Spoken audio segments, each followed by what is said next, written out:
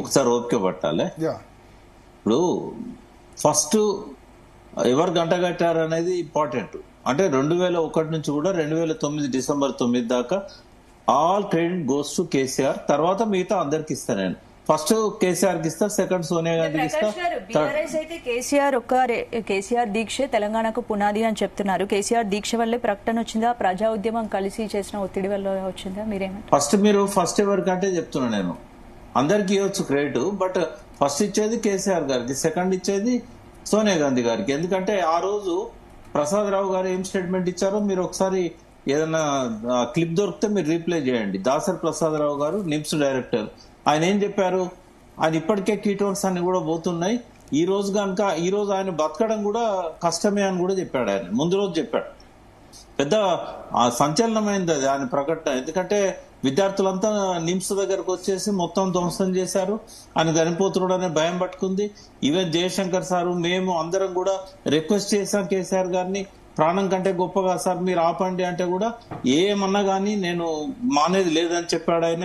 అప్పటికి డాక్టర్లంతా ఆందోళనలో ఉన్నారు, చాలా పరిస్థితి అధ్వాన్నంగా ఉండే, ఇంకా ఆయన కాపాడుకోవడం చాలా కష్టమైంది అని చెప్పి అనుకున్న టైంలో అది ఢిల్లీకి ఇన్ఫర్మేషన్ ఎప్పటికప్పుడు పోతూనే ఉన్నది ఇంటెలిజెన్స్ ద్వారా. చిదంబరం గారు ఫోన్ చేశారు, వినోద్ గారి ఫోన్కి చేశారు. చేసి పరిస్థితి ఏంటి అని అంటే ఆయన మాట్లాడలేని పరిస్థితిలో ఉన్నాడు అని అంటే, లేదు ఒకసారి మాట్లాడమనండి అంటే జయశంకర్ సార్తో మాట్లాడండి అని చెప్పారు. సైగా చేసిండు అంతే కేసీఆర్ గారు జయశంకర్ గారితో మాట్లాడమని. దాంతో వినోద్ గారు ఆ ఫోన్ జయశంకర్ గారికి ఇచ్చారు. చిదంబరం గారికి ఆయన మధ్యలో 2-3 సార్లు ఫోన్ కన్వర్జేషన్ అయింది. ఫైనల్ గా మీరేం డ్రాఫ్ట్ ఇస్తే నేను అది చదువుతానని చెప్పాడు. జయశంకర్ గారు ఆ డ్రాఫ్ట్ ఆయనే స్వయంగా డిక్టేట్ చేశారు. ఆ డ్రాఫ్ట్ ను చిదంబరం గారు యాక్సెప్ట్ చేశారు. కాసేపటికి ఏ టు జెడ్ ఆయన రాసిందే, ఒక ఫుల్ స్టాప్ కామాలు కూడా చిదంబరం పెట్టలేదు. అంతా ఆయనే డ్రాఫ్ట్ చేశారు. ఆ డ్రాఫ్ట్ చేసిన దాన్ని యాజ్ ఇట్ ఈజ్ చదివారు అంతే చిదంబరం గారు. అయితే తెలంగాణ ఒత్తిడి అంటే ఆ ఒత్తిడికి కేంద్రం తలొగ్గి ఇచ్చిందంటారు. ఒత్తిడి కాదండి, ఆయన ప్రాణం కాపాడాలని సోనియా గాంధీ గారు భావించారు. ఎందుకంటే సోనియా గాంధీ గారికి ఒక కృతజ్ఞత ఉండే కేసీఆర్ గారి పట్ల. 2004 ఎన్నికల్లో పొత్తుకు ముందు రాజశేఖర రెడ్డి వ్యతిరేకించాడు. అయితే ఆయన వ్యతిరేకించినా కూడా సోనియా గాంధీ కావాలని చెప్పి కర్ణాటకలో మాజీ చీఫ్ మినిస్టర్ ఉండే, ఆయన పేరు మర్చిపోయినా, ఈ నార్త్ తెలంగాణ అతను, ఆయనను పంపించారు సర్వే చేయమని. సర్వే చేసి రాజశేఖర రెడ్డి చెప్పేది కరెక్ట్ కాదు, టీఆర్ఎస్ని కలుపుకుంటేనే మనం గెలుస్తామని చెప్పారు. ఆ టీఆర్ఎస్ని కలుపుకోక తప్పదు అని ఆమెకు అర్థమైన తర్వాత అప్పుడు డి శ్రీనివాస్ పిసిసి ప్రెసిడెంట్, అట్లా ఆమె చొరవతోనే అదంతా జరిగింది. ఫస్ట్ ఆమె దగ్గర నుంచి ఇనిషియేషన్ స్టార్ట్ అయింది. తర్వాత గులాం నబీ ఆజాద్ గారు కేసీఆర్ గారి ఇంటికి వచ్చారు. అందరు కలిసి డి శ్రీనివాస్ దగ్గర ఒక అంటే తెలంగాణ కోసం మాకు అష్యూరెన్స్ కావాలి అప్పుడు ఆ అష్యూరెన్స్ ఇచ్చిన తర్వాతనే దాన్ని పొత్తు అనేది మెటీరియలైజ్ అయింది, సీట్ల పంపకం జరిగింది. ఆమె తర్వాత కూడా ఢిల్లీలో మీరు పొత్తు కలవడం వల్ల ఆంధ్రలో కూడా ఒపీనియన్ పాజిటివ్గా వచ్చింది కాంగ్రెస్ పట్ల.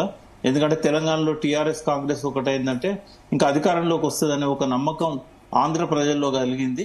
కాబట్టి మాకు ఇన్ని సీట్లు వచ్చాయి, మేము అధికారంలోకి వచ్చామంటే మీ కాంట్రిబ్యూషన్ ఉంది, కాబట్టి రాష్ట్రంలో కేంద్రంలో మీరు అధికారంలో మాతో పాటు ఉండాలి అని చెప్పి ఆమె చాలా ప్రేమగా ఆప్యాయతగా కేసీఆర్ గారిని బలవంతం కూడా చేశారు. ఆమె ఈయన ఉండనన్నాడు, రాష్ట్రంలో ఉండము కేంద్రంలో ఉంటామంటే కూడా లేదు రాష్ట్రంలో కూడా ఉండాలని చెప్పి ఆమె ఆ రకంగా ఆ మనసులో ఉండే.